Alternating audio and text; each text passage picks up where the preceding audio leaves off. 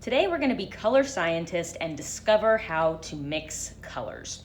Now we're going to be trying to make every single color on the color wheel. That includes secondary colors, green, orange, and violet, and even the intermediate colors, blue, violet, red, orange, yellow, green, and blue, green.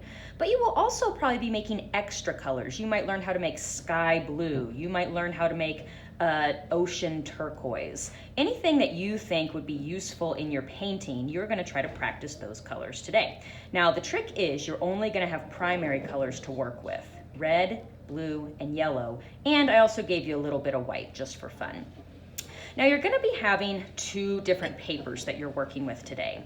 I'm not going to demonstrate how to make every single one of these colors because that would defeat the purpose of this activity. I want you to experiment in order to make colors because oftentimes we learn more from experimenting than just having someone show us what to do. So how I would use these supplies to experiment today is I'm just going to kind of experiment. I'm going to see what happens when I put some yellow on my paper and mix a second color into it. I might even start with 2 yellow spots because I kind of have a plan for my experiment. Clean my brush, dry it off on the towel because I don't want to get my paints mixed up in the cups.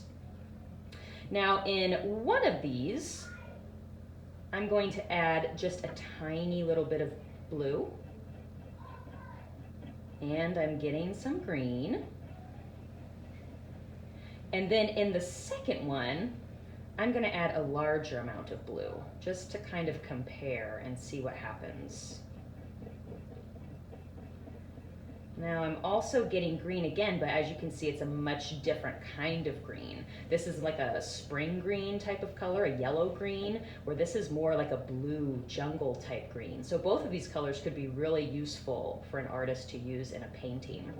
Now, once you have some good colors experimented on this paper, don't forget to put them on your color wheel if they match one of the colors. So for example, if I made a really good blue-green here, I'm just going to go ahead and use what's on my brush, find my blue-green, and paint that in.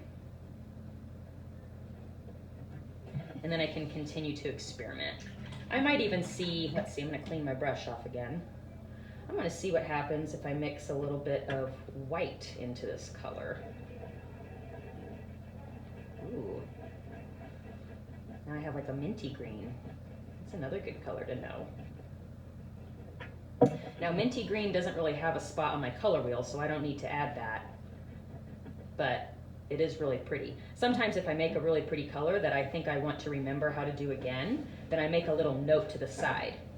Yellow plus blue plus white. And I'm just going to keep on going, experimenting on this page, and when I make color wheel colors, I will add them to this page until I have my entire color wheel filled in.